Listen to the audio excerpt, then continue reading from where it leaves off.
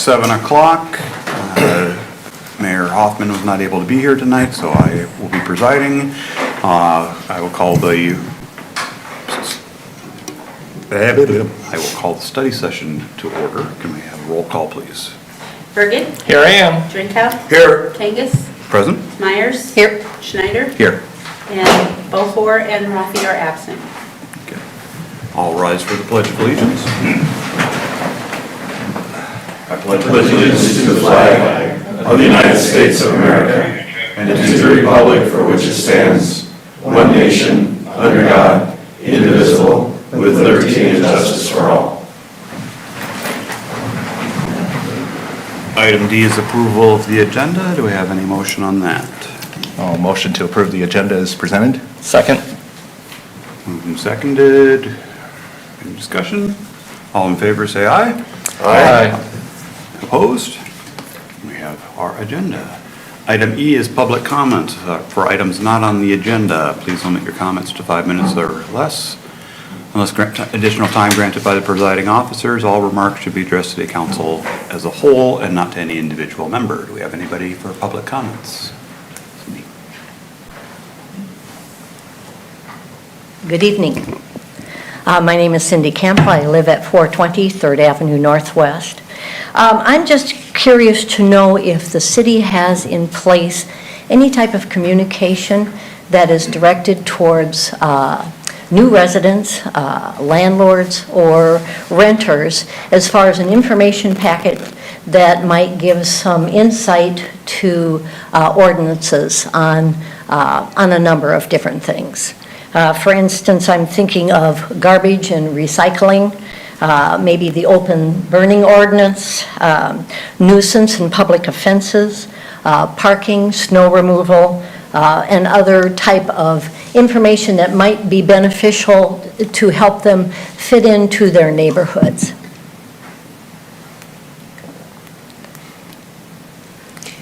It's a good idea. I like It is it a as good an idea. idea. We have,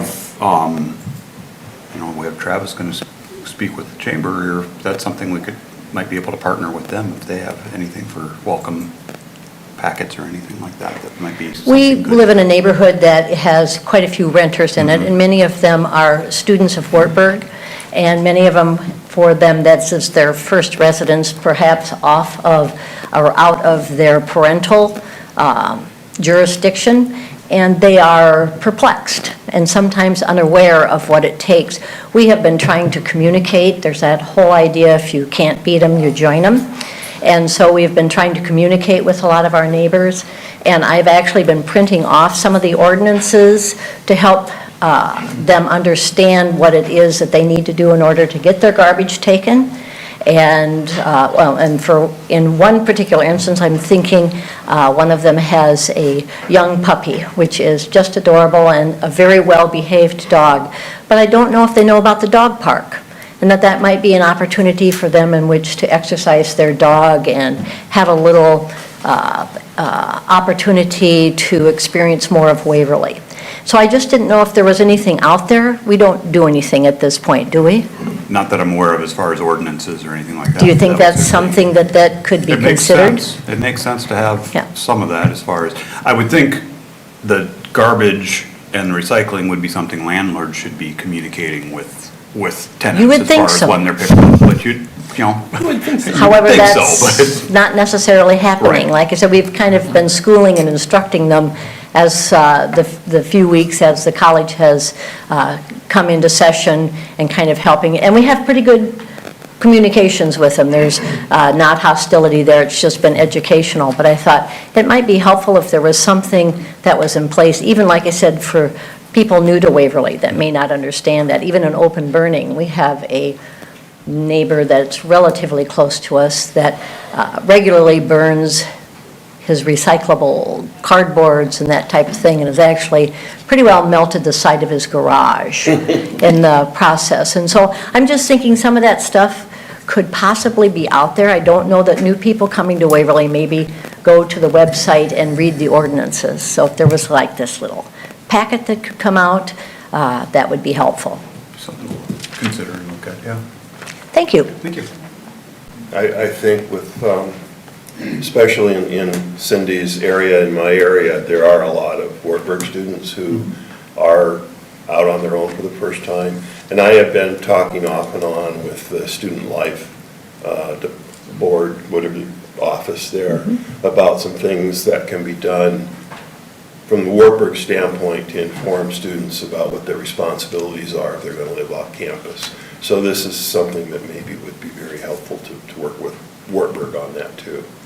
It doesn't help with other people, they're not Wartburg students, but. Exactly, it's not to target them, although we have 8 houses within about a 5-block radius of where we are.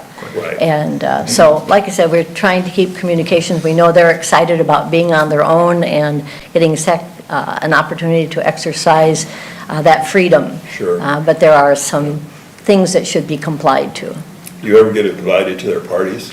No, but I I'll don't tell you what I either. think you know what I think we should do? I think we should have a neighborhood party where we Yeah. actually have them over into and say, hey, Actually Let's get to discussed know that a each few other. times. I've actually discussed that a few times with the student life office there at Wartburg about having We need to a talk. party where we invite the longtime residents and the students to get together and kind of welcome each other, or Yeah, at least get to know each other. I'm a rare bird. I live in the same block I grew up on. So I've been very familiar to watch the things over the years as they've transpired. So Rodney, you and I need to talk. Yes. Okay, thank you. Thank you. Anyone else with public comments? Okay, we will move on to item E, which is our study session calendar. And the first item on the agenda is the discussion with the Waverly Area Pickleball Group. Good evening, everybody. Good evening. I'm John Baker, 1704 Prairie Drive here in Waverly. Lifetime resident, and thank you for allowing us to be here tonight. Hopefully you've all had a chance. First of all, I want to introduce some other folks with us. I have Kathy Walston here. Kathy has been with this pickleball group longer than I have, so that's why I have her here tonight. And then I have Mary Hatala as well. She's a member of our committee that we formed this spring. And then we're missing tonight Gary Grace. Gary's also part of our committee. But hopefully you've had a chance to look at the handout that I emailed ahead of time to tonight's meeting. Kind of gives you an idea of what our timeline has been as a group and what we started doing. I approached Garrett last January about dedicated pickleball courts for Waverly. And so we tried to get something on agenda last year. I guess something was already in the works. I think you all are aware that didn't fly last year, but we're really hoping that this year we can get something approved. First of all, location and a timeline on what we can get done for this group.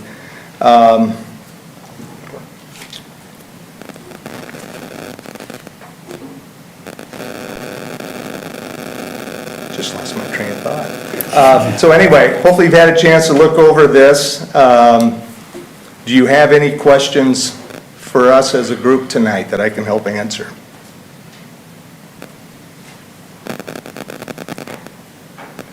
I would just say that I keep hearing all kinds of things about pickleball. And I just noticed on TV last night or the night before, they were actually broadcasting a pickleball tournament of some kind from somewhere. And it's a growing, as I understand it, I'm not a pickleball player and I really don't know much about it, but it is a very appropriate activity for people who are kind of in the age group where tennis or some of those more active or the sports that require a lot more activity and skill and coordination than a lot of us have, that it is more of a participatory sport than it is a sport where you're playing to win a tournament or something. Yeah. So I certainly think that, if we can find some way to find a home for the pickleball courts and find financing for it, I think that would be something that we very definitely would look forward to. Well, first of all, I'm not going to assume anything. It is the fastest growing sport in America right now. As you can see the numbers there that we put on the handout. First time I played this sport was 2 years ago, fell in love with the game. That was down in Florida when I was on vacation playing outdoors. Come to Waverly, didn't know anywhere to play other than up in our neighborhood where our basketball court is in our park. There's a court there. So it kind of works for that neighborhood. Then last October, I found out that there's a group playing at the W. And so that caused interest for me to go start playing there. And we're basically outgrowing that space. We have 3 courts that we play on inside the W on basketball courts, so they're not dedicated courts. And they're on a basketball court, a wood surface, which is not good. But right now, today, we had like 20 people show up on a Monday. So you basically play either 2 or 4 people per court. So you can do the math. We had people sitting out today. And actually, we play 3-on-3, so we don't have so many people sitting out. But for new people, it's difficult to learn how to play the game correctly when you're playing 3-on-3. And council, we're just scratching the surface here. The only people that are playing there now are either members of the W or they're paying to come play or take classes. So we're not even reaching the community. And Rod, you do say it's a good point for seniors or older people to play. We do have a 91-year-old person playing, but it is fast. The fastest age group is the younger people that are playing. And it's crazy. Every time I go play somewhere, Cedar Falls, Indiana, Colorado, I'm just amazed at the number of people that are younger than me playing the sport. And even when we're playing at the W, there's some students and faculty that are wanting to play. And, you know, right now it's just retirees that are playing. So, but I have played at outdoor courts facilities. I prefer that game over indoor courts for a number of reasons. It's just a better game. You're playing on dedicated courts. You don't have basketball lines messing with your court lines. And it's a social game. Everywhere I've played, you feel welcomed by the people that are at the court. And this summer, I decided I'm not playing indoors. I want to be outside. So several of us would go to Cedar Falls and play at their courts. By the way, they're expanding 8 more courts, so they're going to have 16 courts. And, you know, after you start playing down there, you're missing the people you play with here in town. So it's a social game, a lot of laughing, a lot of fun. Everybody knows the benefits of exercise and social activity, especially since the pandemic. But maybe Kathy, you could share with us, how many do we have on our roster right now? In the last week, we gained 5 more players. We now have 60 on our roster. How many? 60. 60. Yeah. And those are people who, and of course, everybody doesn't play every day. Yeah. But, and if I could make another comment. Could you come up to the mic? We can pick you up easier. Sure, the mic. Okay, if I could make another comment. We have had, talking about age, I take a class up at the W toward the evening, late afternoon and evening, and I have seen the pickleball courts being used then by grade school kids, by high school kids. During the holidays, we have families that come, grandparents come, and they bring their grandkids, and they play. One day we did have a 6th grader playing with the 82-year-old as a teammate, and they were as competitive as can be. A good connection, intergenerational type thing. I guess that's about it. Okay. I remember, you know, back many, many years ago when I was in college, the big thing was racquetball. Sure. I mean, everybody wanted to play racquetball. You had to sign up for racquetball court 3 weeks in advance. Right. All of these, the city rec centers were putting in multiple racquetball courts. We had racquetball courts at Wartburg, and that kind of died out over the years. And do you see this as being something that will continue? Well, I'm not a pickleball expert, Rod, but I don't know. I think it's going to keep growing. It's, like I said, it's not just for seniors, it's for young people. There's professional people, athletes that are playing professionally. It's eventually going to be in the Olympics. I talked with our local ambassador. There's pickleball ambassadors for regions of the state. They're out of Cedar Rapids. And he informed me that there's actually pickleball clubs now at the collegiate level, which eventually then it'll get approved, just like soccer did years ago. It started as a club, and then there's going to be collegiate NCAA approved sport. So it's moving in that direction. Sure. But it's growing, as you can see. And then the age group, 18 to 34 is the largest age bracket of pickleball players. So it's not just us gray-haired people that are playing, like we said earlier. But as I started getting more involved, I realized how many different smaller communities around our area had dedicated pickleball courts, and Waverly didn't. You've got Dyke with 4, beautiful complex in Dyke. You've got Parkersburg with 4, in the process of building 6 more. Now, they also have a professional pickleball player in Parkersburg, so that might have something to do with it too, I don't know.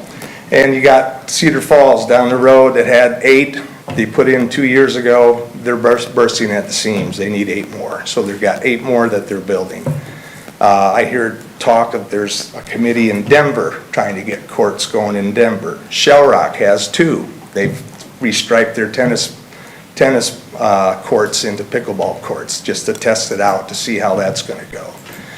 So every time I'd go to these communities and play, they'd ask, well, where are you from? I'd say Waverly. How many courts do you guys have? It's embarrassing. It's 0. We have 0 dedicated pickleball courts. And I heard it every place I went. So we finally decided to get our Army built, and that's why we're here tonight. We presented to the Leisure Services in July. I don't know if Garrett can share what their thoughts are, but I believe they're on board with getting something in Waverly. On that night, I told them the train's moving. Are we going to jump on, or are we going to miss the train? Because, ideally, I'd love to see something at Memorial Park, but I hear from people that project might be 5-10 years down the road. Another location I like, or we like, is the old Irving site. Perfect green space for 8 courts there. It's more protected. You could build that into more of a community spot where it's not just dedicated pickleball. You could have a full-length basketball court, which that's another thing Waverly desperately needs, is more outdoor basketball courts. And you could move your sand volleyball court from Memorial Park up there, so it could be more than just pickleball there at that location. And then we're looking at 2 other locations out by the soccer field. There's one location just north of the dog park, and then there's one on the west end parking lot. There's kind of a gravel spot there, I believe, where RVs were parked at one time. So those are the 3 spots, or 4, including Memorial Park, that we think we could get something going. We're willing to fundraise as a group to help put the costs, help reduce the costs. But we're asking the city to budget funding to accompany our fundraising, and then have the city act as a general contractor in building to help save costs, and then guidance with nonprofit and writing grants for fundraising for our group. Mary has a lot of experience. Mary Hattal is here with us tonight too. Mary, for those of you who've been in town a long time, she spearheaded the Kids Kingdom project way back when. So I think we've got some good people on our committee that can help get this thing going. But that gives you a little more background of where we're at. Really encourage the city to let's get on board with this, and we can help bring people to town, host tournaments, Heritage Days. We could do some tournaments that would help bring money in. Every time we go down to play in Cedar Falls, it's not just go down and play and turn around and come home. We're spending money in Cedar Falls. Whether it's a restaurant, ice cream shop, getting gas, whatever. But it's a tight-knit community. I've made relationship with the guy in Cedar Falls, willing to help us, be a resource, whatever we need. And obviously, our ambassador out of Cedar Rapids is willing to assist us as well with anything we need. But that's a little more background about the need that we see for Waverly. So a couple of questions I have are more on the technical side, looking at the size. Sure. Of what area is needed for 8 courts or 4 courts, or, you know, knowing like what the tennis courts up by Wartburg, about the size of that. I know about the size of that parking lot area by the soccer field, you know, the Irving site, how big that is, and how much space is needed for courts. Yep, good question, Tim. And then my other question on this is kind of the multifunctional. Is it a year-round ability? Is it something that really is a spring, summer, fall? It will and be, then yeah. For outdoor courts, it's not year-round. Yeah, so, and is there a potential for a multi-purpose type of being able to use that space in the wintertime? That would be, the one thing I've kind of always thought would be nice we have some places where there's ice skating, would be to have kind of a small rink area that we could have that would be able to, you know, flood it or I know in Minnesota, they've got places where they will flood like basketball courts or whatever in the wintertime, and then they've got a small broom ball field or little outdoor, small hockey place for kids. Well, hockey is much more in Minnesota than it is here, but it's something Well, years ago, the city used to flood an area down in Crestwood Park for an ice rink. Then it used to be down in Memorial Park, from what I remember. The only thing I know is out in Pelican Park. They got Pelican Park now, which is on the river. Which is on the river. itself. But yeah, the city used to have designated ice rinks back when I was a knee-high guy. So anyway, but to answer your question, the actual courts are 20 by 44, 20 feet wide, 44 long. However, when you build the courts, you need extra space on the sides. So basically, the dimensions would be 34 by 64 per court. Give room for the less coordinated people to have time to stop after Yeah. they get moving in one direction. That'd be like me.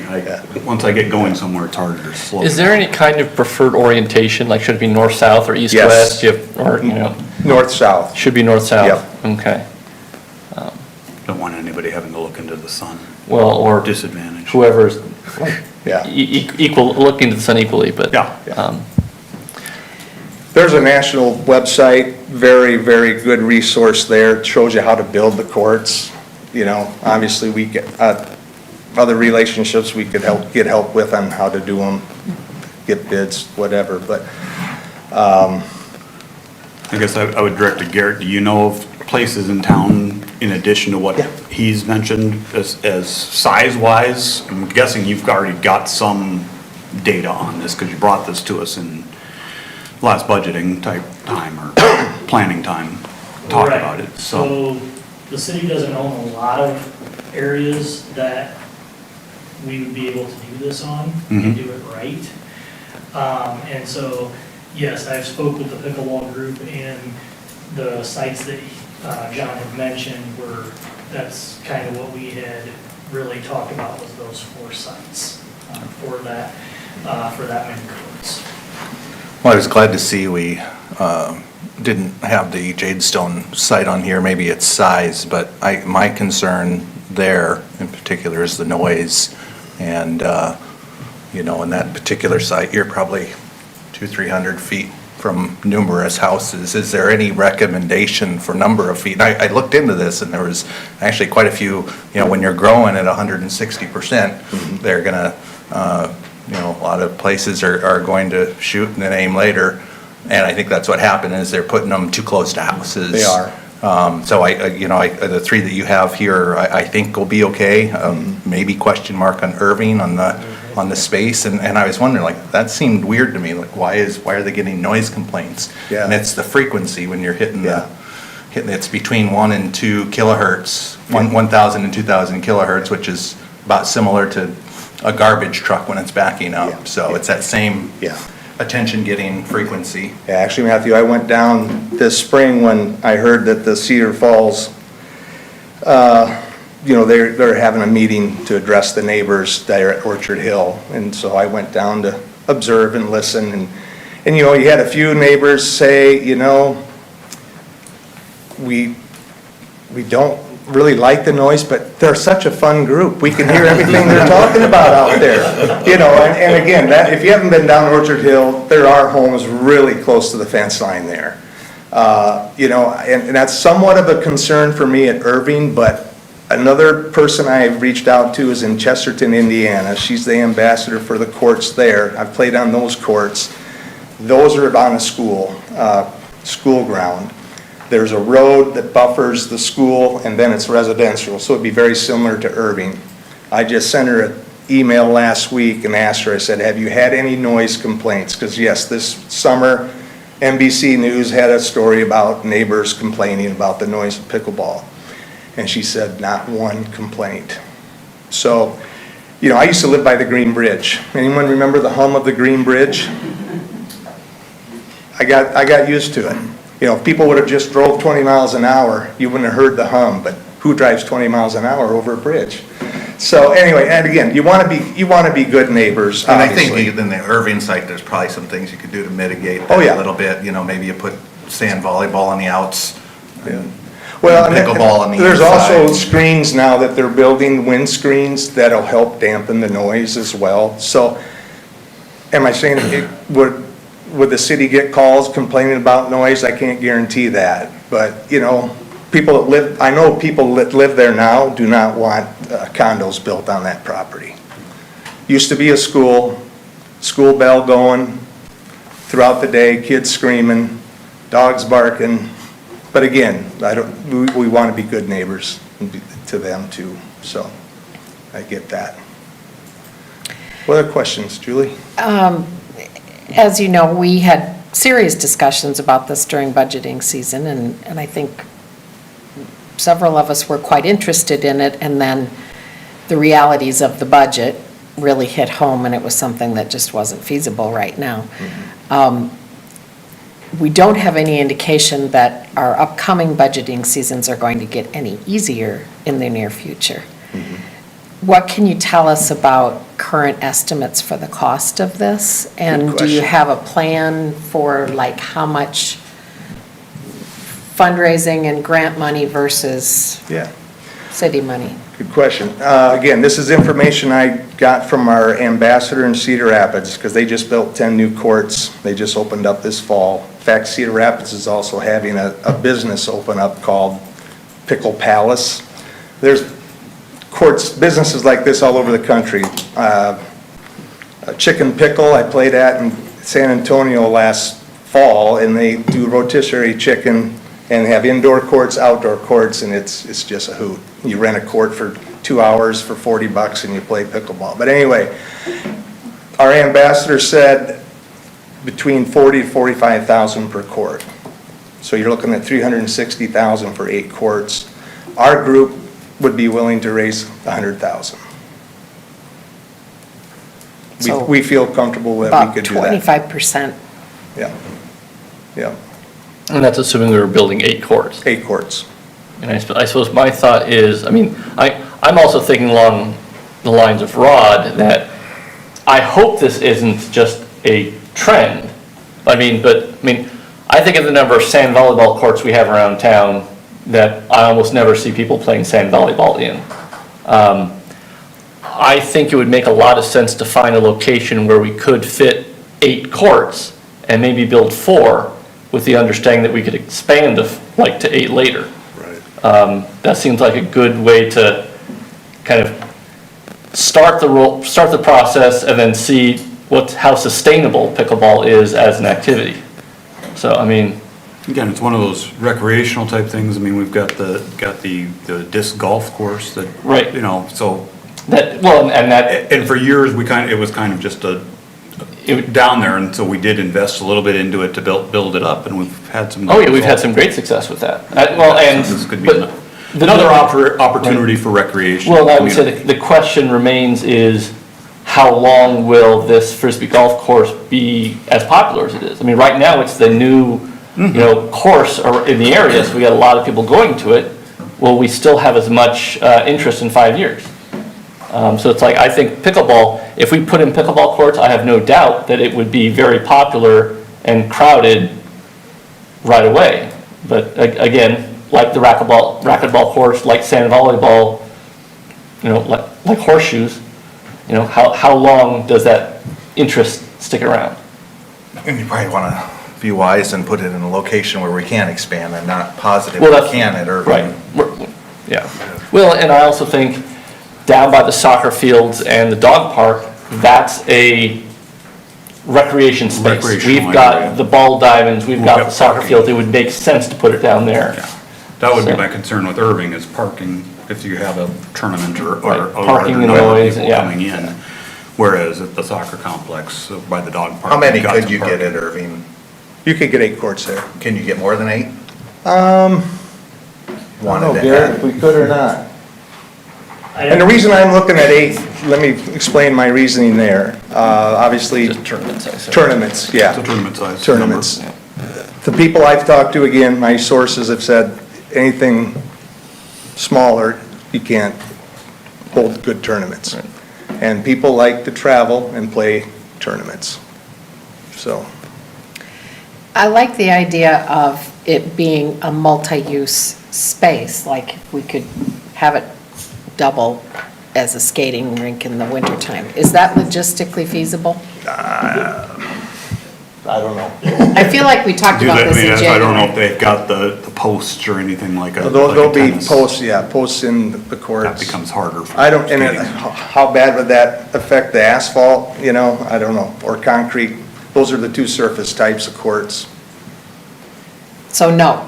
I don't think that we would want to I don't put think so. a skating rink on top of pickleball surface. Okay. Okay. Yeah, I wouldn't The recommend it. surface for one, and then 2,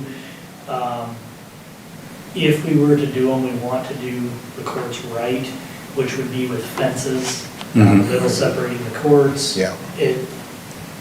That, it's probably not going to work as a multi-use for something in the winter time, at least skating wise. If there was something else we could maybe figure out, but ice Curling? skating would be the.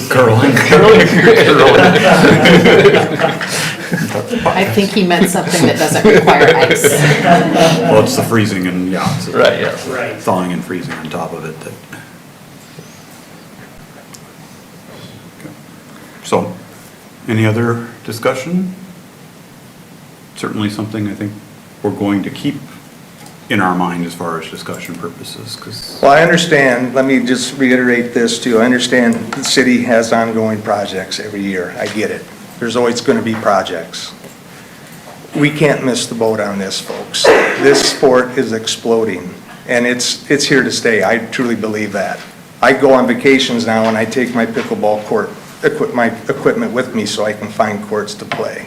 And I'm talking to people, getting to know how they got their courts. And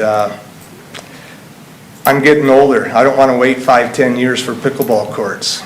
I'm being selfish here. I love Waverly. I've lived here my whole life. We've got a lot of great things going here. But to go to these other communities and they say, Waverly has no pickleball courts, dedicated courts, and you've got all these, Dyke, you've got Parkersburg. It's just, to me, it's a no-brainer. It really is. And I think we got to find money for it, and we'll be willing to help raise it for you, a part of it. I think it would only fair that we talk about timelines here, because for this to happen, Yeah. it would have to be put in, the earliest to be the 24-25 budget year, or Yeah, next year. fiscal year. So we would be looking at it in the budget process that we start in this coming January. Yep. So really, that's when, we would be looking at putting that into the budget if we were going to do something and get more specific about how many courts we were going to do, where they might be located, what kind of contribution we would need to make the thing happen, that kind of thing. So, this isn't something that's going to be going in next spring. It's going Right. to take a while.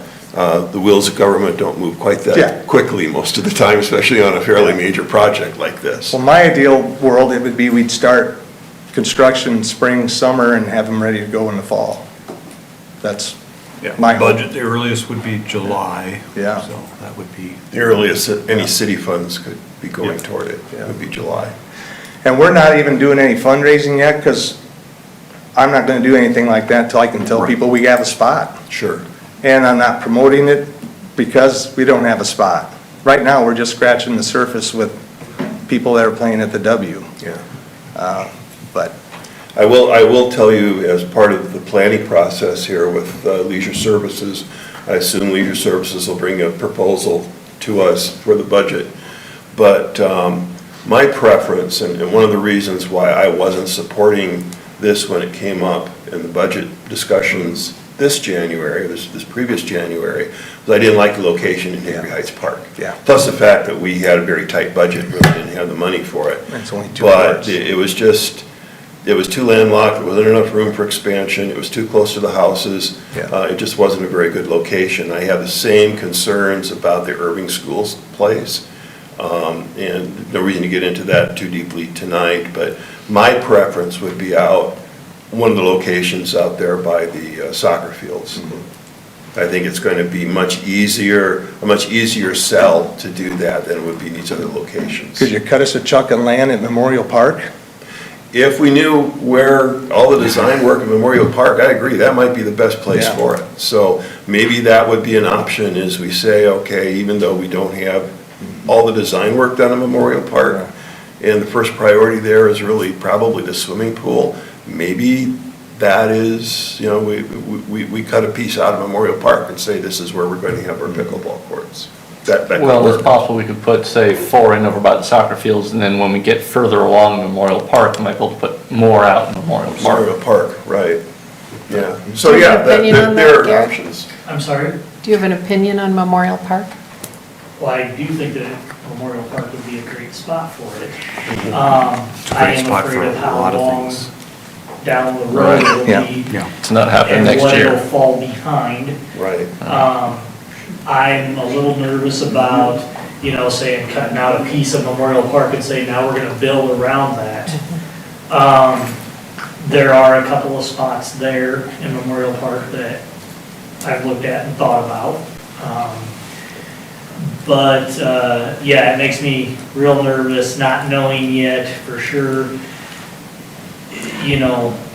where the pool will end up. Is there a driving range, et cetera, and what else might end up. There's lots in of Memorial Park. possibilities for Memorial Park is what we've got to kind of hammer out yet Too many still. ifs. Correct, and that's what I feel for Memorial Park, that this next fiscal year is probably too soon for us to decide that it's going to go into Memorial Park.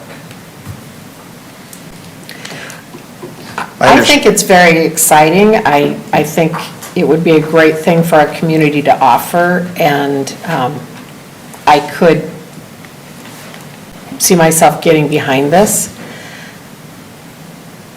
I would love it if the volunteer fundraising could be more than just 25%. Because I think logistically, it's going to be hard for us if we want to see it done soon. And so I guess my initial feeling about it is, if we want this to happen, and if we want it to happen in the foreseeable future, that it might need to be weighted a little differently in terms of the funding. And that could happen. Julie, I talked with the guy down in Cedar Falls, and they're fundraising right now for their 8 more courts, and they've exceeded. And so they're adding more amenities because of that. So again, once you get the momentum going, you get people playing. I'd like to think that Waverly's capable of that. When you look at the Ball Diamond project, and when you look at the library project, and, there's a lot of private funding that went into both of those. Sure.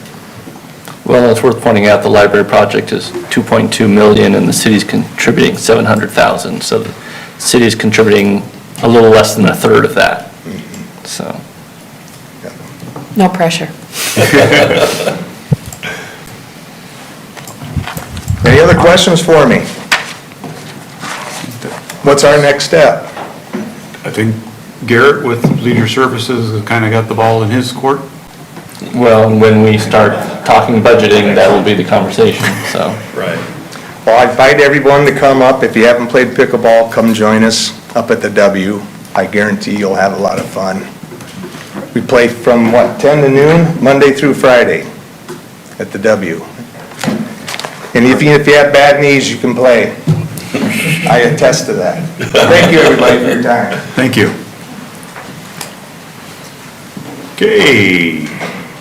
Item 2 is our report from the Airport Commission, annual report.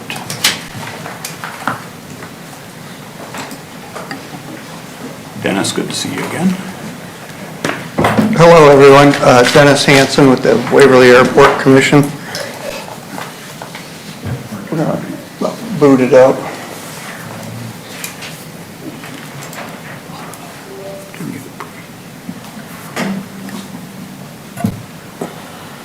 There we go.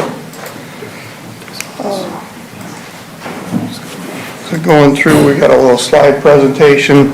The Waverly Airport Commission meets on second Thursday of the month at the airport.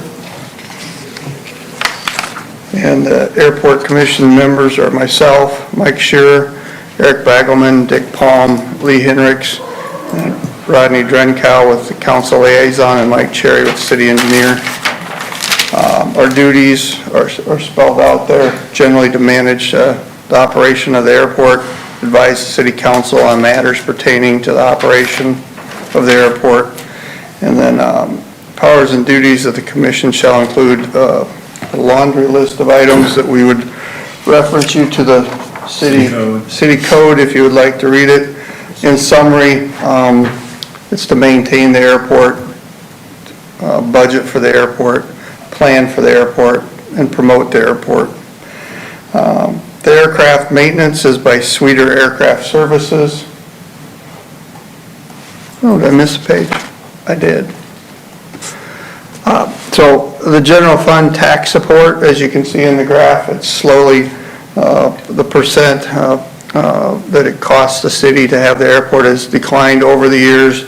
Now it's down to about 1.9 cents per $1,000 value on real estate. So overall, it's declined significantly going back from 1998. And that is because of we've had increased revenues and managed our expenses. The airport manager is Waverly Air Services, and then the fixed-based operator is Schneider Aircraft Services. Those are broken up into two separate contracts. One is to manage the airport, manage the tenants, the property, and the other is to operate the fixed-based operator there to provide services, fuel, maintenance, avionics.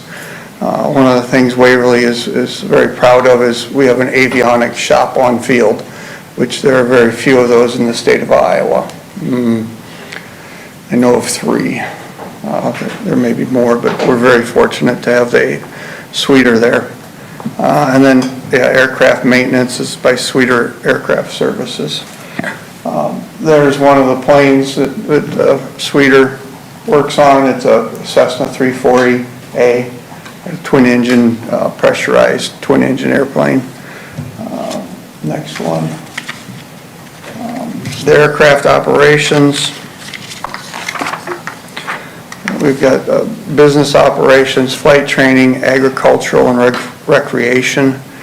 And then this is a traffic report that the commission gets on a monthly basis that shows the activity at the airport for traffic, based agricultural, business, training, and pleasure, and then also the fuel report for fuel sales throughout the months.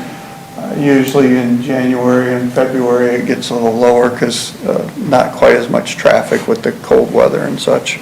Is that all the Oshkosh bump I see in July? I guess there's some ag numbers pushing that up too, isn't there? Yeah, the ag numbers, we do get people coming through going on their way to EAA, they stop off and stay overnight and fuel up and then head on into Oshkosh and get in line for that big, I saw there were even some airports that were 4 or 5 hours out that were bribing them in with breakfast and a discount on fuel. So I Yeah. don't know how that worked for them, but yeah, it's, if you ever watch the videos of what it's like to fly into EAA, they got them lined up about 20 miles out, and you got a spot on the runway. land on the green dot, yeah. Green dot, yellow dot, red dot, and they just bring them all in, just constant flow of people. They're lined up all the way almost to Madison So it's busier than, it's the busiest airport in the world that week. for a week. Yeah, for a week, then it dies off. There's a picture of the airport out there, some airplanes out there. Pretty biggy, looks pretty busy. There's some ag planes there, the one on the right's a turbine, the one on the left's a radial engine. So we do have ag operations out there. Usually they start about mid-July and finish up by the end of August, supporting the agricultural industry, the farmers and spraying their crops, which help benefit their yields. About a week ago, they were cover cropping. That's true. They put cover crops down. It helps provide natural nutrients in the soil and helps fight erosion. There's one of the military helicopters. They come in from the National Guard down from Waterloo, and they like to come up to Waterloo and use our airport as a practice facility for them. So we see them out there quite a bit. And the air care ambulance that comes in, it'll come in periodically when it needs fuel or and stop by if it needs anything. But we see that out there quite a bit. The Young Eagles program has been coming out to Waverly for the past few years. And in this year, we had 130 kids out there. I went out there in the morning to see it. I think they were from like 8 to 12. And when I was out there, there's probably 20, they stagger them as to when they have a time slot to come out and go for a plane ride. They introduce them to flying, how airplanes work, lift and all that. They kind of get a little training session. They get to go up for a plane ride around Waverly. And I've never seen so many kids so happy. It was inspiring, yeah. We also have the fly-in breakfast, the Lions Club breakfast. That's always well attended out there. Herb does a great job of getting the hangar cleaned out, and they come in, and we had 902 servings this year. I was one of them. They always have good pancakes and sausage. I think we have a problem of almost getting quorum at the pancake breakfast. We have to Right. be careful not to discuss city business there. Stagger your breakfast. Spread all around the hangar. Past projects we've done recently, upgrade on the power supply for the T hangars, hangar tenant survey we did to find out what they liked and their concerns, which we then addressed in the power supply upgrade. Replaced the security cameras back in 2020. We did the runway extension. That was funded with 90% federal money. We did credit card fueling, which was paid by the FBO. Obstruction removal project, that was 85% with state funds. Runway safety zone land acquisition, we used 90% federal money from that. Back in 2018, we hired the new FBO airport manager. You guys reviewed that contract last week. Other past projects, we did a bulk hangar installation project that was paid by the state 45%. Did an LED lighting project that was 88% paid by the airport. We did a runway reconstruction project that was 90% by federal. Mechanics room LED lighting, 100% the airport paid for. Mechanics room installation project, that was 100% by the airport. And then new access road and parking lot construction, 90% federal. Projects under construction right now are partial parallel taxiway that's under construction as we speak. They're, I don't know, at least halfway through that. Yes. Yeah. And then reconstruction of the South Hangar taxi lane, that's 65% by the state. The taxiway was 90% by the Fed. The taxi lane reconstruction, they've got the concrete done. The planes in those hangars should be returning, I think, this weekend. They've got some dirt to fill in and grading, but I was out there this morning. It looks really nice. Proposed projects for the coming future, reconstruct the North Hangar taxi lane. That's state funded, so we split that up to get acceptable funding to get it paid for. So we did the south this year, and we're looking to do the north in a couple of years. Apron rehab and expansion, utilize federal money for that. We're required every so often to update our master plan that is funded with federal funds, and then construct new T-hangars also available with federal funds. Yeah, right now the hangars are full. If you've been out to the airport, Irv's bulk hangar is full, and we probably have five airplanes tied up outside. So the airport's busy, and it looks really good in there. There's a diagram there for you of the new taxiway in the red, and then in the green, that's our existing tarmac, and then the taxi lanes between the hangars, and then off to the east is a proposed addition for apron expansion. Yeah. So this is a picture of the south taxi lane before, and construction picture as we're working through the new construction. So you can see there it's pretty pitted on the left, water build up, cracks, and the breaking up of the asphalt can cause airplane damage, prop damage pretty easily. So the new taxi lane will be very much appreciated by the tenants. And so there's an overview picture, and you can see where we've got hangar construction area. We got additional land out there for future expansion for additional T-hangars in the future. Tasks to be completed. We've got the new airport manager and FBO agreements done, and then we're working on the new 5-year on-call consultant agreement. We like to get the 5-year on-call consultant agreement in place with the FAA so that we can use them on multiple projects, and we don't have to go through the vetting process each time we do a project. So it's nice to have them on call for 5 years when we work through these projects. And they've been very good to work with so far, and we'll begin that process again. Yeah. I also have with me, it's an Iowa Aviation Economic Impact Report. It's a technical report. It's put out by the Iowa DOT Aviation Department. If you get, or you can't sleep at night, you can pull it up on the Iowa DOT Aviation website. It's 189 pages of riveting information. I'll go ahead and if you'd like a copy, I can pass these out. Thank you.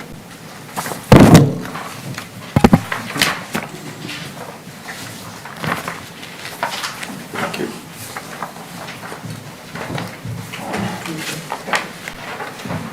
So in this, I've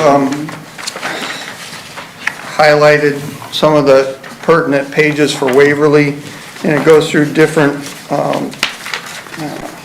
economic impact statistics.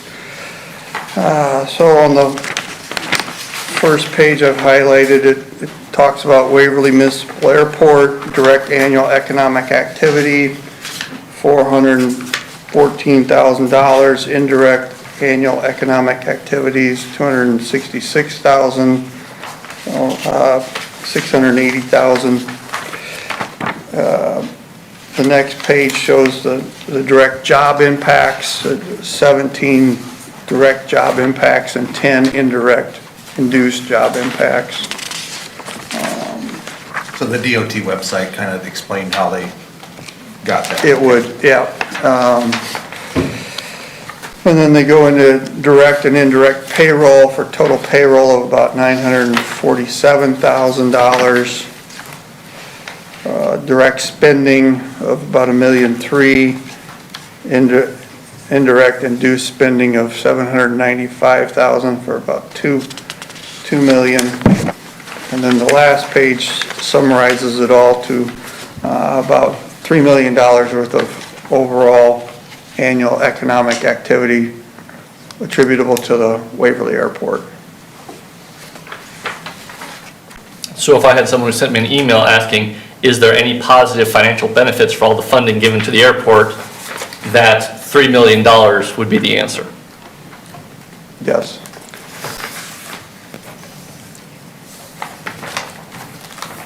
Does anybody have any questions? Say, how did you arrive at that number? Well, and you can direct them to the website. The other side of it is we went through the big process of acquiring the safety zone and then extending the runway a little bit. But that is now leading the ability to do some of these taxiways, the apron or the parallel taxiway, and eventually the additional T-hangers, and as Dennis mentioned, that's where the revenue into the airport would come in that would almost probably make us even profitable or pretty much zero support from the city.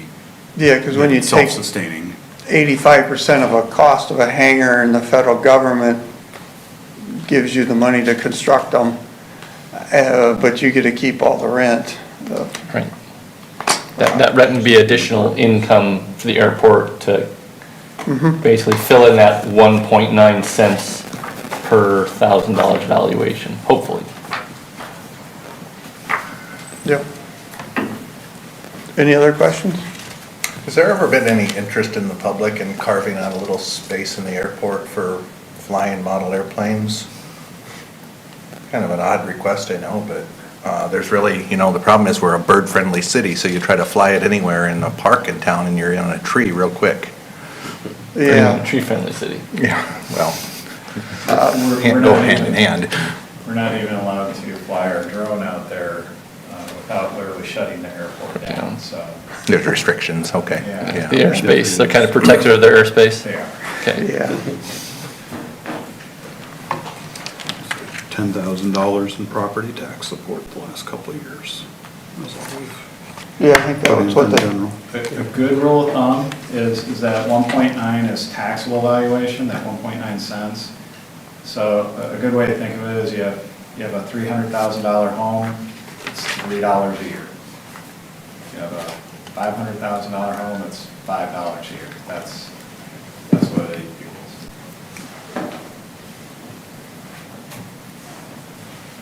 so $100,000 house would cost you $1.90. No, a dollar. Because like the 50%. Because it drops. Oh, Right. okay, Like yeah. the rollback. Right. To subtract out the rollback, make it easy, it's just. Right. A buck A buck or for a every penny. $100,000. Okay. Any other questions? All right, thank you. Thank you. Item 3 on the calendar is our quarterly update from Waverly Chamber of Commerce and Main Street. Now I will get through something additional on Travis's agenda for tonight. We can discuss that. Good evening, yes, thank you. I was just talking to Cindy over there, we'll definitely be working with her to get some welcome packets to some folks, but also, it's a great idea to add ordinances and what can new residents expect from the living in the city. So something to take into consideration for sure. And there's oftentimes too where we do get phone calls for pickleball courts and locations where those are at by residents and visitors alike. So thought I'd share that information as well. Well, good evening, Mr. Mayor Pro Tem and members of council, city staff. My name is Travis Tolliver. I'm the Executive Director for the Waverly Chamber of Commerce Main Street Program. I'm glad to come to you tonight on our third quarter update to you. I sent you our dashboard, just go over that real quick before our board chair, Kristen Val, comes up to speak. You see our strategic goals there for the next 3 to 5 years.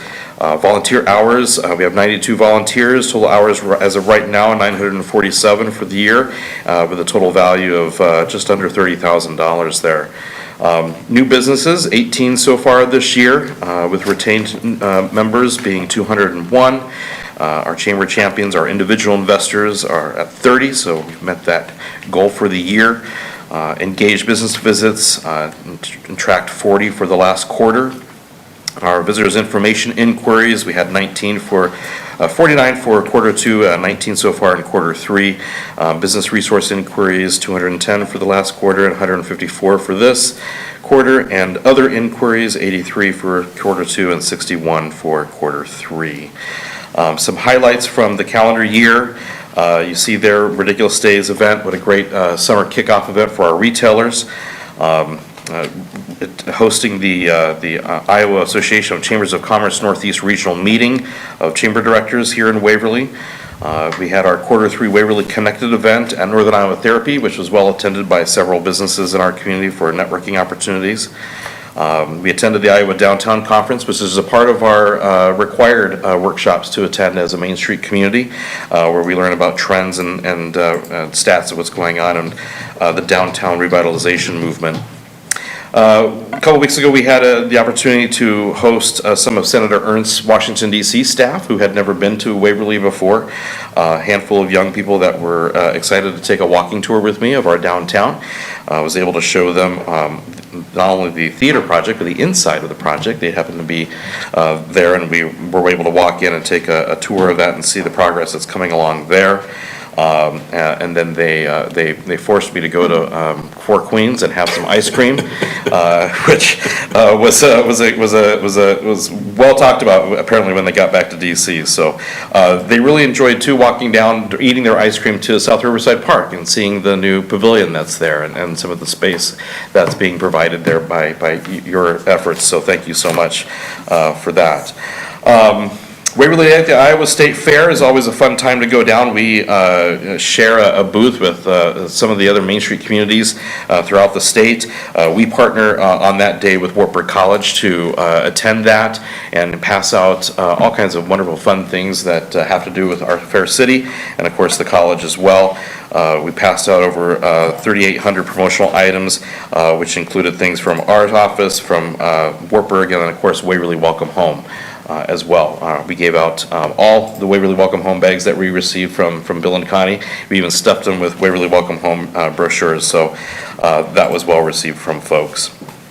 We partnered with Renew Rural Iowa to host a day-long education seminar called Journey to Your Vision. This was to help small businesses help advance their business to the next level and what their vision is for the future of their business. It was well attended. We had 17 local businesses participate in that. We have, of course, our chamber happy hours. We just had our third quarter learn over lunch, where we presented Gina Weekly, who has a consulting business in the DEI field, and she was able to give a great presentation on the foundations of DEI, and we actually had some Human Equity and Diversity Commission members attend that as well, so thank you for sharing that with those folks to have them be there. Of course, we participated in the Day of Caring with, in partnership with United Way to be able to host that after hours event.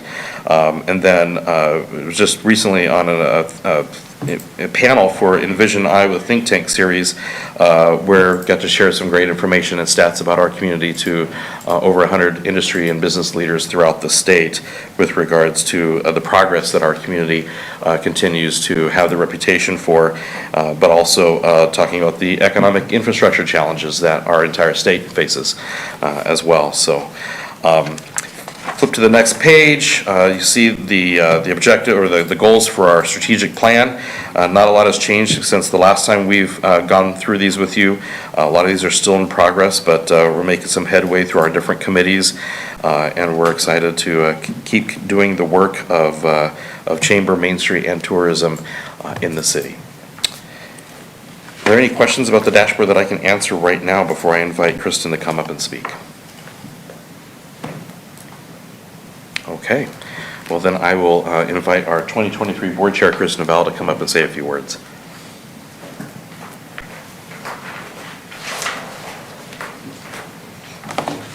Good evening. Thanks, Travis.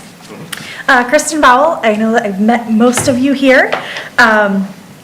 I'm pleased to say that we've been able to meet with most of you now as part of our efforts in connecting with the city and staff and just kind of, getting after that shared vision of success. So appreciate everybody's time that's been able to meet with us. I'm excited to share some of our third quarter highlights, which include our core functions, Chamber, Main Street, and tourism. As you know, these highlights aren't necessarily exhaustive of what we do, but we think that you'll find them all mutually beneficial. So from the Chamber perspective, we have been gearing up for our annual Vines and Signs event. I know many of you are familiar with that event because you've been there before, but that's a social networking event that features light hors d'oeuvres along with silent auction and a variety of local wines and beers that are available for tasting that evening. So we feel that the event really acts as a catalyst, both personally and professionally. So we invite you all to join us. That's going to be Thursday, October 19th, 7 to 9 p.m. at the Waverly Area Veterans Post. For our Main Street function, we recently applied for the Main Street Iowa Challenge Grant on behalf of Tim Locke. Tim Locke is owner of the Waverly Market, which you all met in our first quarter.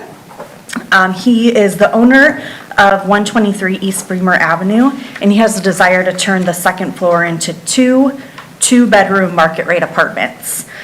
So we appreciate the city staff help with that application as well. James wrote a great letter of recommendation for Tim, so we're hopeful that we'll be receiving some grant funding there.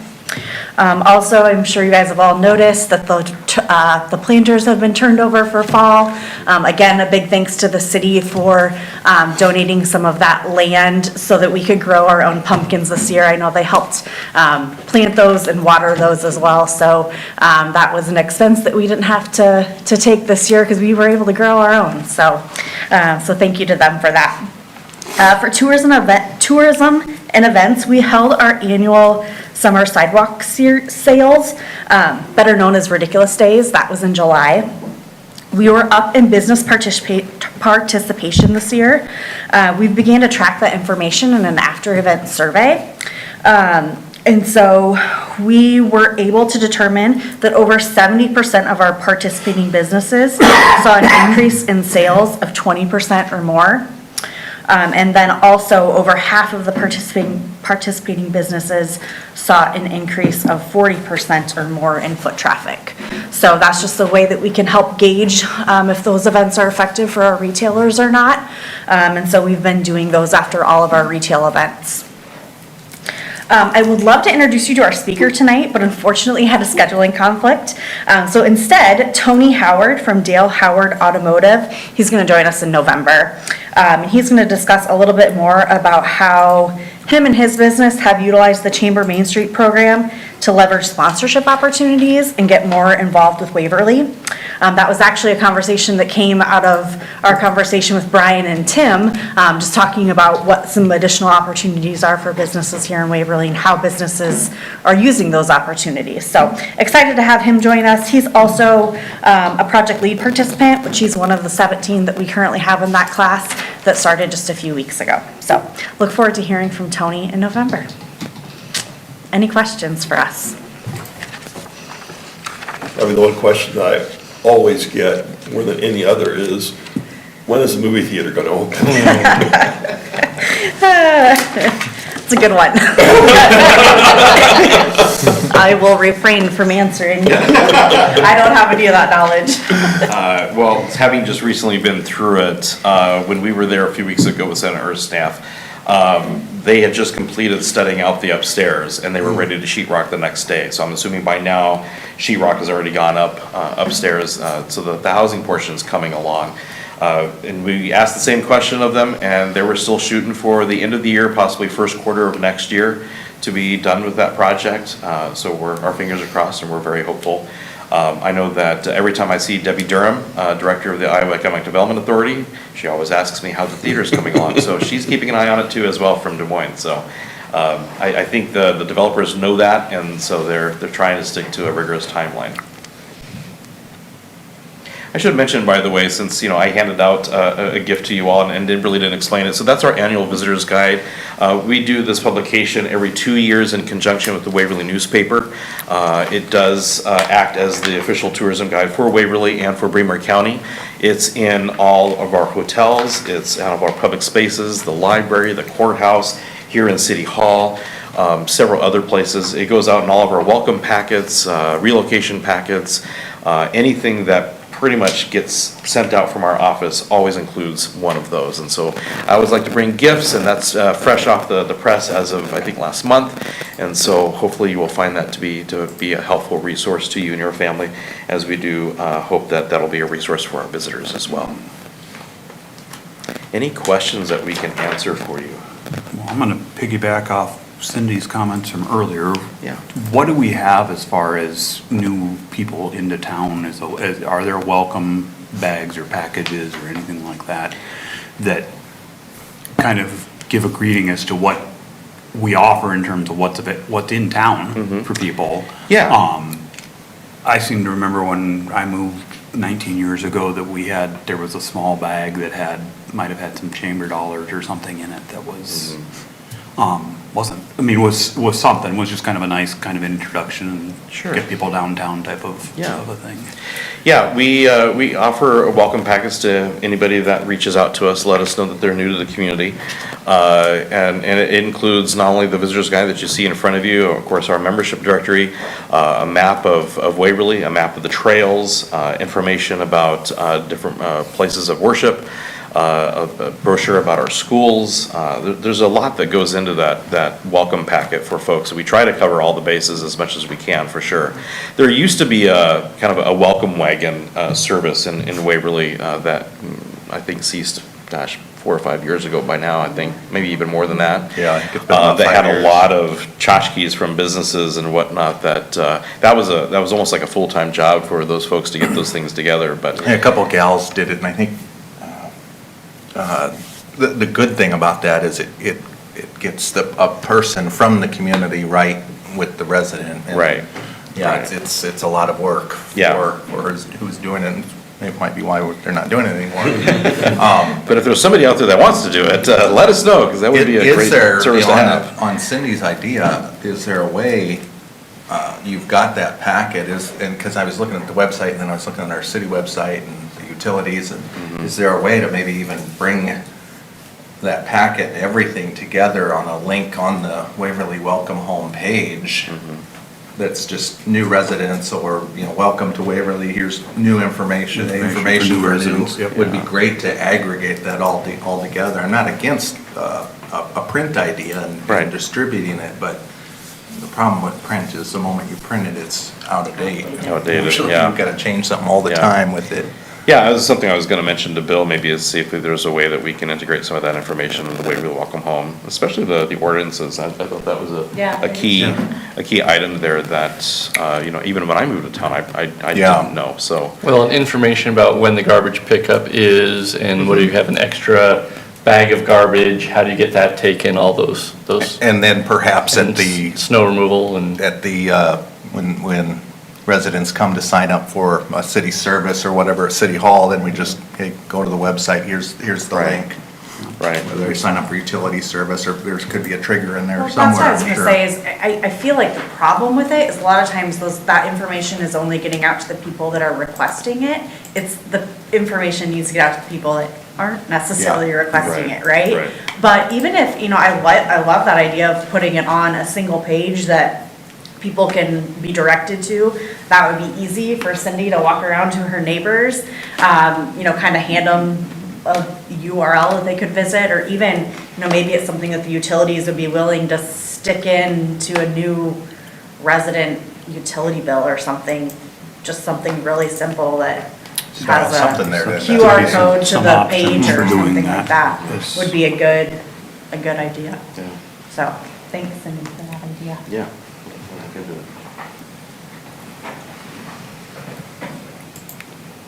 Be something to, Anything maybe on the city side of it, Bill, we can pass on to James about, or even the department heads kind of thinking, what are some of the main ordinances that we would want to highlight? Certainly the garbage and recycling pickup is scheduled. That's one that would want to be on there, because I remember this last weekend I was driving through my neighborhood and somebody had a blue recycling bin sitting out while it was raining, downpouring, and I'm going, recycling isn't even until next week. And that's just not good. So, Yeah. Well, I will say that there was a new member at Wartburg who was asking me both about the chicken ordinances and I want to say like prairie grasses, like, how we go about, like if they wanted to have a lawn they didn't mow regularly, to kind of creating a prairie, what would the process for that be? So those are other things that could be included in that Welcome to Waverly information. And Brian brings up a good point too, and something that you should probably know is that we do offer welcome packets to all the international students that the Human Equity and Diversity Commission welcomes every year. And then also new faculty and staff that come to Wartburg on an annual basis, we also give them new welcome packets as well. So anytime we know of a function where new people will be coming to town for their jobs or whatnot, we're trying to be there and be proactive in giving them welcome information.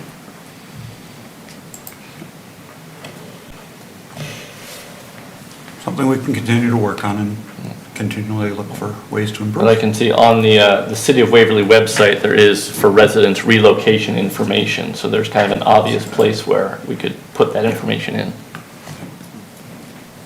At the bottom says view all, so you can just see everything we got. Our Facebook page also regularly puts things on it Okay. to be a little more with the social media type thing. Yeah, and certainly when those posts are made, reach out to us so that we can share that and amplify the post for you through our social media channels. Sure. Okay. All right, thank you. All right, thank you. Thanks, folks. Item 4 on our study session calendar is a discussion on Out of feral sight. stray cats. Safety. Sorry. Happens before too. It's happened to me several times myself, so I'm not laughing, I'm commiserating. Talking about, All of a sudden it lit up and I touched it, it started talking. I was like, I hope it doesn't start talking on me. see, I don't have an iPhone, but my wife's iPhone occasionally, it's Siri even on wants to silent. answer questions Yeah, I all know, the time, but- and it's like, You have to find all the volume settings. I didn't ask I know, anything, yeah. go away. So, feral and stray cats, I think, Rod, did you bring this up? Was this? Well, I believe we got emails about this. yeah, I think we all got emails about it, and, it's an issue, obviously, it's an issue, it sounds rather trivial, but not to the people who are suffering through this. And, I thought it was worthwhile for us to discuss just a little bit about what kind of policies we have now and what some other towns around here might be doing. Most of these policies are directed more toward dogs or animals of that type rather than cats. And I think one of the problems is that people either let their cats roam at large, or we begin to get a population of feral cats that is really difficult to control. And, we've had some discussions before about the impact that feral cats can have on, native wildlife, birds and things like that. So We do not have an animal control officer here in Waverly. My guess is that the procedure would be, if somebody wanted to complain about this issue, they'd call the police department.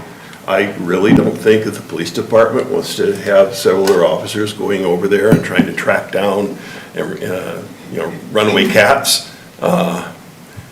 You guys have better things to do than that. But, I don't know if there's a good solution to this issue. Waterloo has a animal control department, and Cedar Falls contracts with Waterloo's animal control department to provide animal control services. I talked to people up in Charles City. They used to have an animal control officer, but that person left and they didn't refill the position. So it's basically now the police department's responsibility to respond to any calls that come in about feral animals or animals that are running loose or at large. I'm just bringing this up because I think it can be something of an issue, but I don't know if there's a really good solution to it. So my impression is that if someone has stray or feral cats that are in their yard, they certainly have the right to put out a live trap to catch the animal. And if they do catch the animal, they can call the police and the police would take it away and take care of it. Now, if we read this, it says that it's supposed to be charged the owner. If no one comes to claim it, the animal is disposed of. The concern is that if there's no one stepping forward to claim those animals, that this is a cost that's going to be borne by the city.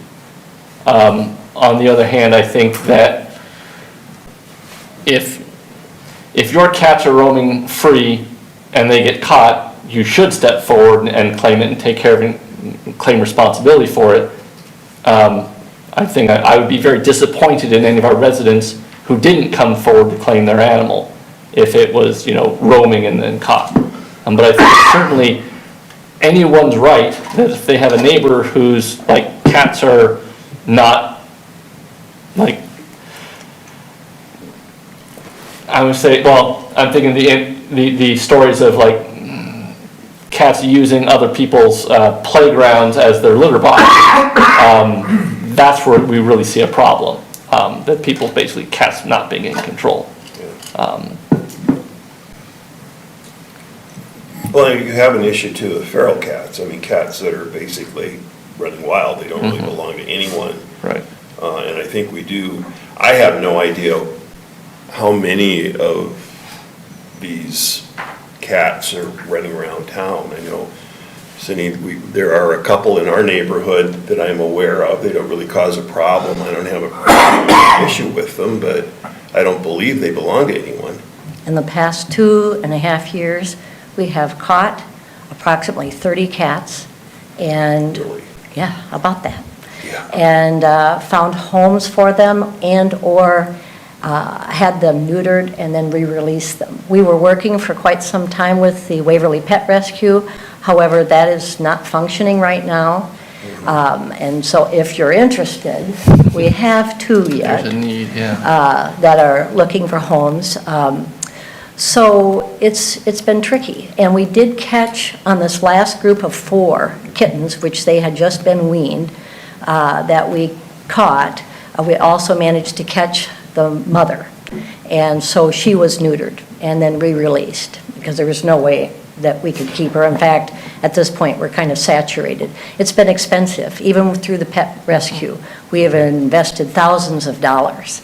We're trying to do something about it, but I have recently had another cat that wandered into the shop parking or the shop front yard here about 3 weeks ago. I don't know, we must have a sign out or something. But there was a couple that came then. We had posted it and they came and adopted it right away. And they are in conversation with the former rescue person, and they are interested in possibly starting that up again and getting something going and maybe even a pet shop type thing. I don't know if there's any kind of grants out there for communities that would be to help kind of defer the cost on this, but yes, there are a lot of cats, but I think there's fewer since we've caught them. The one male that we call Thomas, and he is one tough ranger, I'll tell you. We did catch him once, but he broke the trap. That's how tough he is. He takes out raccoons, so he's not after birds.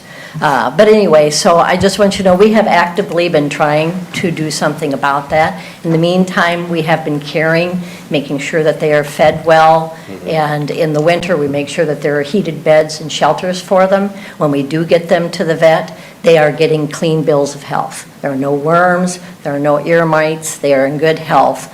And then we can get some initial shots into them. But for us, that seems to be the only way in which that we can deal with this at this point, because we do deal with or talk to the police department, but there's only so much that they can do as well. It's just not a priority, so. Well, in Just times- so you know, we're working on it. Sorry. What you're describing, you are just doing out of the goodness of your heart That's on right. your own. If you care to give me a few bucks, that would be nice. And I would tell you that we have kind of a network in our neighborhood, people who are cat lovers, who have their own cats, but will go ahead and contribute cat food and some additional funds, and we kind of converse with one another so that we know kind of what's going on with them. So we're working on it, but it's a big job. Well, that's one idea that I had, was that maybe we could set up and coordinate and fund to a very small extent. We don't have the money for it either, but some kind of volunteer group that would, if there's an area of the city that was having issues with cats, that maybe they would go out there with their traps, if you already have traps apparently. Yep, and- several. And see if we could get that group, but to help it do it in a more organized and more proactive way than just hoping that somebody in the goodness of their heart will go out and start trapping feral cats. Right. Well, and perhaps this couple, that might be something they pursue. They're at the very threshold of that. It's just kind of a pipe dream for them, but I'm hoping that they pursue that. So I can certainly let them know that that's a conversation, and if we can get some kind of network going, where isn't resting on one department or one shoulder. I will tell you that we also feed the birds, and we do not see any of these cats going after birds or anything. However, the rodent population is greatly reduced. So. Yeah, I can imagine. There was the feathers and skeletons of a crow in my front yard a few weeks ago, and I'm not sure who got that. It could possibly have been a cat. I don't know. It certainly wasn't one of the squirrels. I'll tag Thomas for that. Okay. Is there something in the city code about how many animals a resident can have? Because I think the email that we received talked about one household that they felt had many. So I think we had two emails, both of who were able to identify houses that were issues. Now, I was looking in the code under health and sanitation. We have the nuisance, chapter 63 on nuisances. One of those nuisances, so if I'm looking at section 63.1, item number 14 is all diseased animals running at large. So if we're talking about animals that are running at large that are diseased, that's considered to be a nuisance, but we don't have anything in here, just general animals running at large. Or like, I think with the chicken ordinance, you can have a maximum of 4 chickens. Correct. Is there anything about cats or dogs or? I don't believe there's a maximum number of. I think the issue in this instance was that those cats were outdoors. They were not in the house. Think if the cats are in the house, nobody really cares. Yeah, I think you're right. They're running around outdoors, you got a whole bunch of cats that are breeding more cats. That is creating an issue. I think a good place to address this would be in this nuisance ordinance. Like when we're talking about, houses that are identified as a nuisance, there are things that we can do to address that house. I mean, I think this was in the context of parties. Remember, like house parties, we could define a nuisance house. I think this would be another way to address that, a house that is a nuisance to the neighborhood. We could just, Assuming that we can identify that. Well, yes, that- The house exactly. is responsible for the For the cats. pets, correct. Obviously, dogs are not as quite as running wild. They don't have the, yeah. Cats being a little But- more but- nocturnal and stuff. Well, We'll let I them mean, out. there are certainly, houses where they, feed the cats in the basement or in the garage, and the cats can like go in and out as they please. And that's where I think we see a lot of these nuisance complaints, and especially when the numbers of cats, when the numbers of cats get large and when the cats are not fixed. So the cat population is only growing. Right. That's when we're really seeing the complaints. Well, I think that section 67.3 though has a. 67? 67.3, the domestic animals running at large. Oh, okay. The impound. It does have a solution to that, and that is, number one, is that any domestic animal, which would include a cat, found at large in violation of this chapter shall be seized and impounded at the owner's expense. So if you have a cat or any other domestic animal that's running around loose, that it can be seized, but the issue is seized by whom? I don't want the police department to spend a whole lot of time running around trying to set cat traps, and we don't have an animal control officer.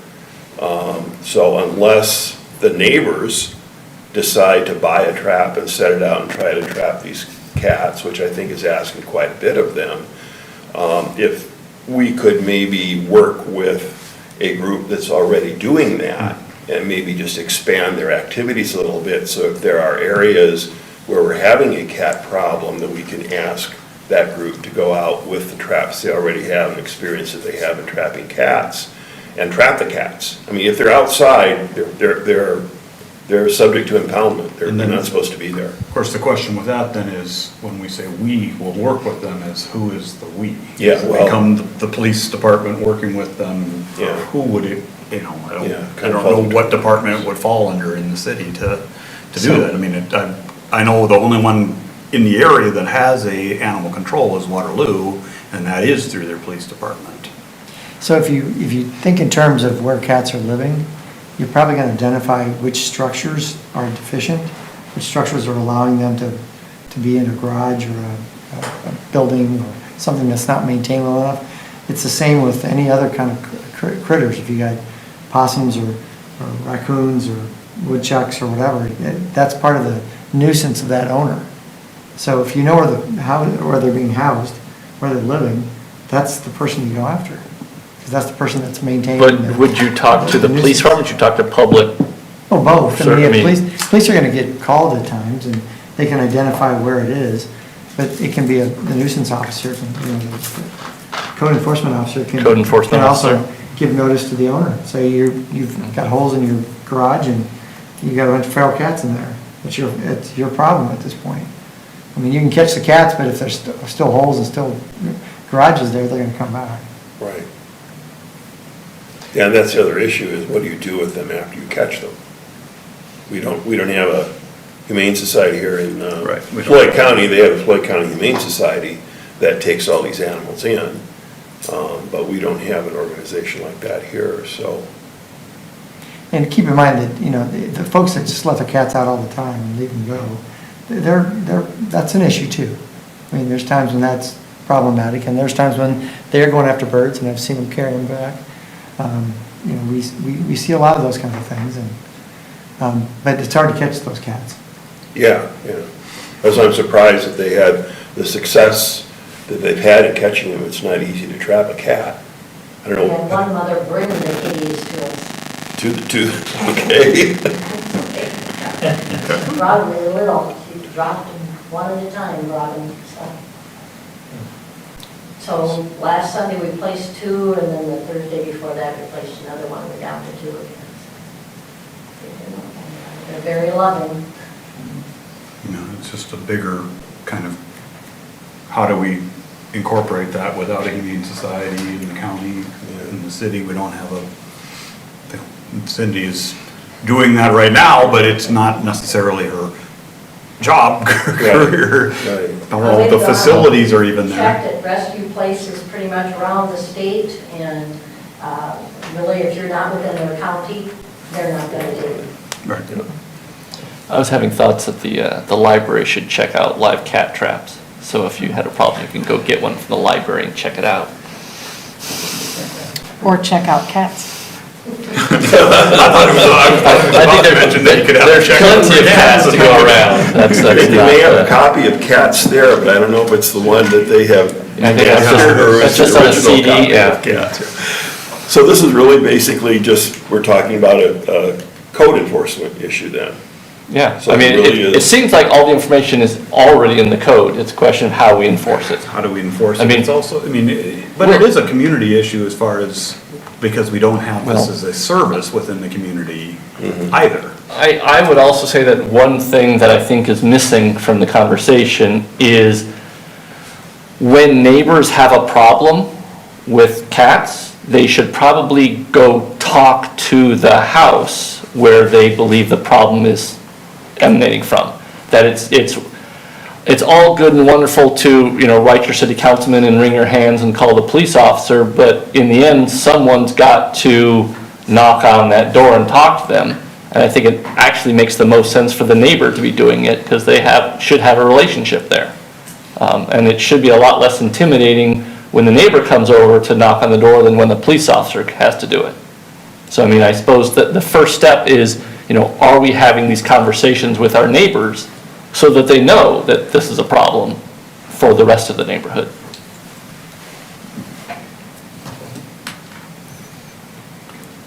Additional discussion? I think it's gonna be a growing problem, you can see it. I don't notice the problem that terrible in Waverly, but there are some communities around where it is a real bad issue. And, I think it is wise to be proactive here and get something in place, because then they will explode. Yeah, yeah. And I know it's an issue in certain areas here in town. Citywide, though, it's not. Is there anyone from city staff that wants to take a shot at? Well, see, I mean, we're already enforcing structures that are not structurally sound, that have holes, that have vermin, that have anything. I mean, you consider a feral cat to be vermin, really, when it comes down to it. We try to address that when we can, when people let us know. We give notices, we address it when we can. Is that something that could go under city infraction? Well, anything, a lot of things can go under city infractions, but does it do any good if you can't get them to change the structure? I mean, we have to go in and do something to change, make sure the structure can't house those things. So the steps that someone would need to take if they were having an issue with cats would be, number one, to talk to their neighbor if they identified who or where those cats are coming from. That's often very difficult to do, though. It's not always easy. Roaming Yes. their neighborhood. And some people won't do that. Oh, yeah. That's their nature of people. But the second thing would be to call City Hall and talk to code Code enforcement, enforcement. which would be Paige, correct? And say there's a cat problem in our neighborhood, will you come out and take a look at it and do something about it? And I just think that would be the same person that you would call if you had a neighbor who wasn't mowing their lawn, if you had a neighbor who wasn't shoveling their sidewalk. This is all kind of under the same code enforcement policy. Right. Does that stuff go to Garrett, though? The lawns and that goes to Paige? Yeah. So I was thinking Tab used to take care of that when he was here with the lawn mowing and the. Well, He did. Paige doesn't mow the lawn.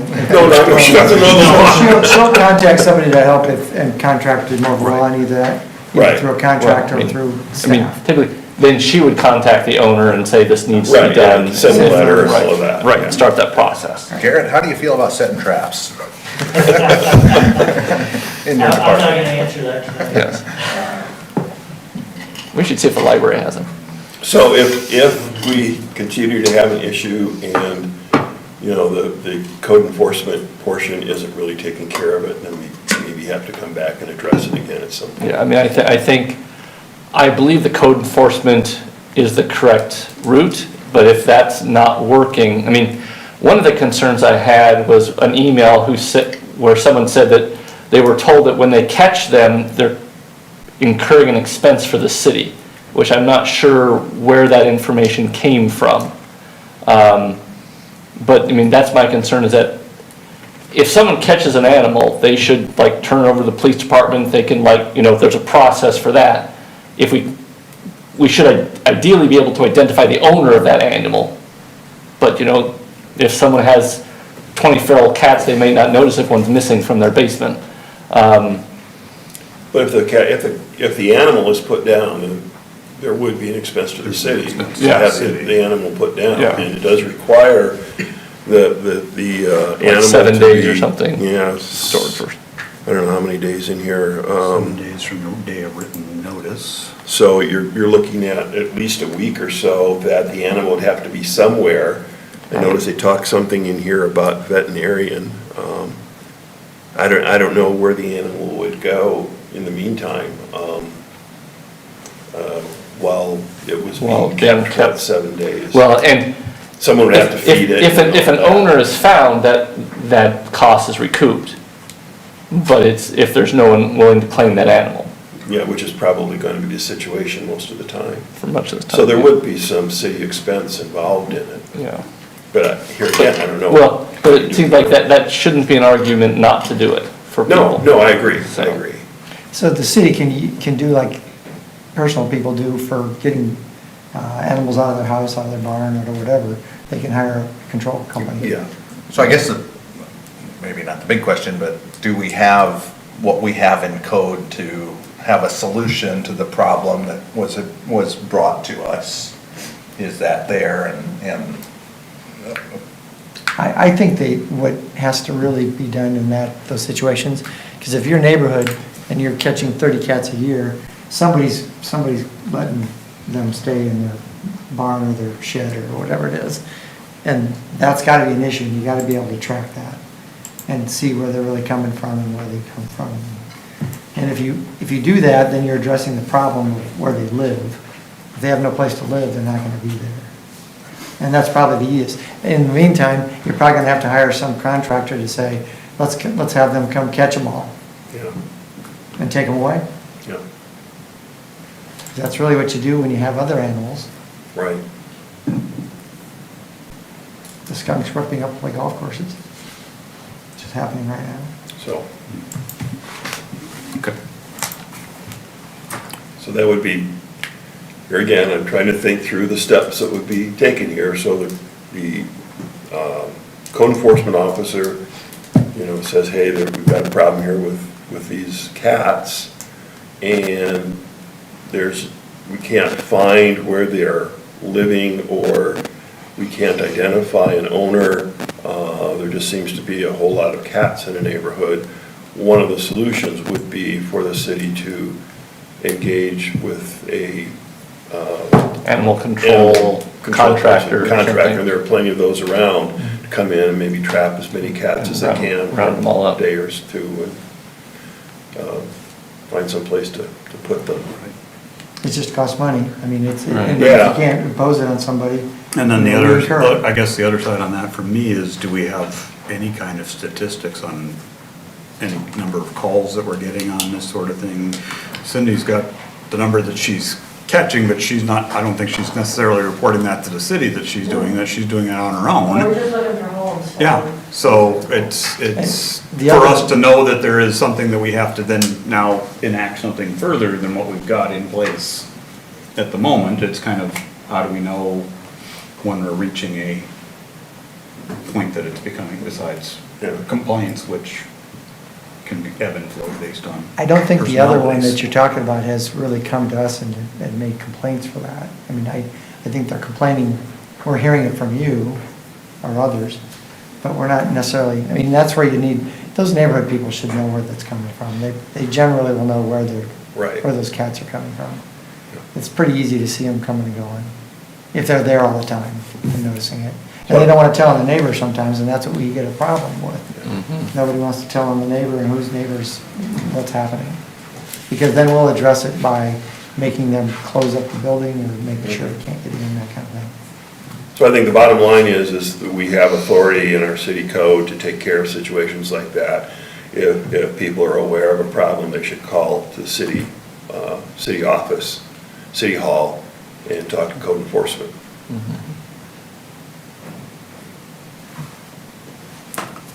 Fine with me. Okay. That's our study session. Item G on the agenda is reports from boards and commissions. We have the Waverly Municipal Airport Commission meeting minutes from August 10th of 2023 that we accept into the record. Next up is staff updates. We have anything? I would like to let you know that our quarterly public services newsletter did go out, coincidentally with the conversation tonight. I'd like to let you know also if people did not receive it, please contact us. We do our best to mail it out to every resident in the city of Waverly and some of the surrounding area. They are available at City Hall, Public Services, and online. And in the December newsletter, their yearly recycling and garbage will be going out along with it as well, like we do every year. So if there's any questions, let us know. Okay. City council comments. Ms. Meyers. Nothing for me tonight. Dr. Birgen. So I saw in the past week an announcement that Darren and Janine Siefkin, the owners of Crawdaddy, are retiring, and they have sold their business to new owners, Jamie and Renee Borglum. I would just like to thank the Siefkins for all their years of great service to the Waverly community.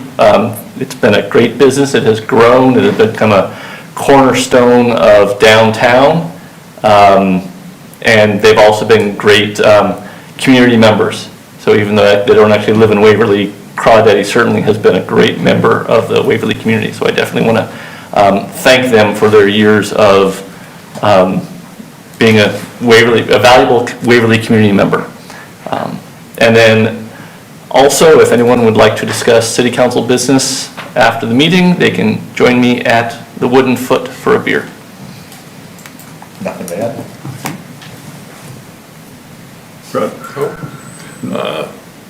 No, I really don't have anything. Thank you. Mr. Bean? I want to thank Brian and everybody else to give me this opportunity to be the guest counsel. It is an eye-opening experience for me to see how the city is run. So thank you. Okay. I have nothing to add either, so have a motion for adjournment. I'll motion to adjourn. Second. Motion and a second. All in favor, say aye. Aye. We are adjourned.